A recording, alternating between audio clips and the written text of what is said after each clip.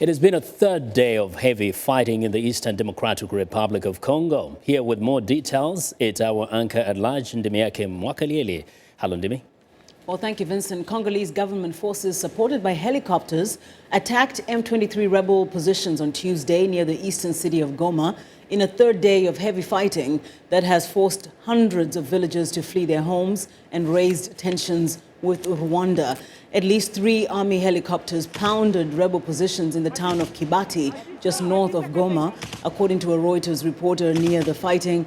The United Nations says it will block any attack on Goma, a city of 1 million people bordering Rwanda, which was briefly captured by rebels in November. DRC officials have repeatedly claimed that Rwanda is supporting the Tutsi-led M23 rebels. A UN report says the group recruits in Rwanda with the aid of sympathetic military officers. The renewed fighting has focused attention on the role of the United Nations, which is deploying a new force with a mandate to attack rebel groups in eastern DRC. Now, for more on the fighting, we are joined by Nick Long, who is in Goma in eastern DRC. Thanks for joining us today, Nick.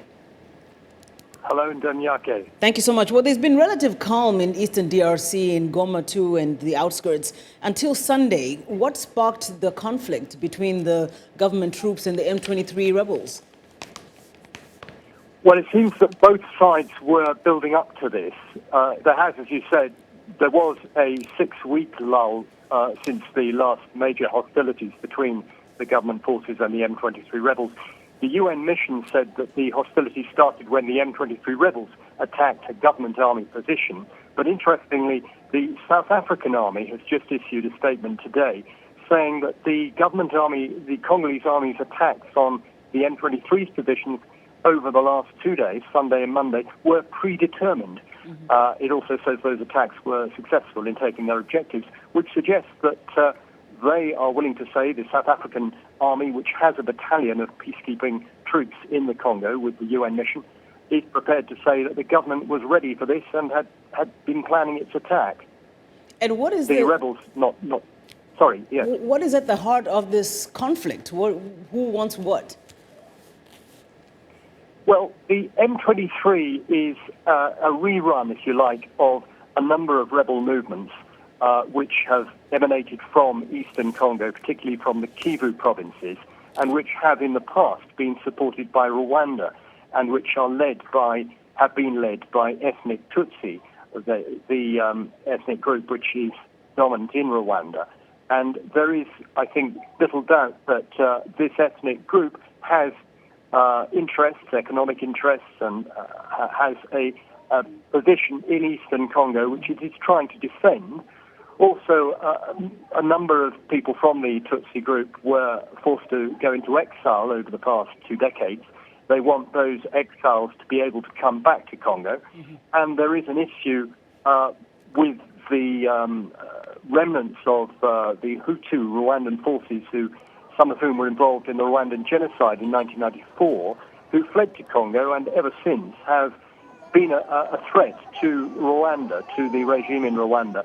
So it is alleged that the Rwandan government has supported rebel movements in Congo in order to keep that threat at bay. Rwanda denies that it has been supporting the M23 in Congo. UN expert reports have, however, repeatedly alleged this, and donors to Rwanda have cut some of their aid on suspicions of Rwandan support to the M23. However, the latest UN experts report suggests that Rwandan support to the M23 is waning, which could be why the M23 hasn't been doing too well in the last few days of fighting. Now, before you go, Nick, obviously this conflict has really unsettled the residents of that area, and many are fleeing. Where to, and what provisions are there for them?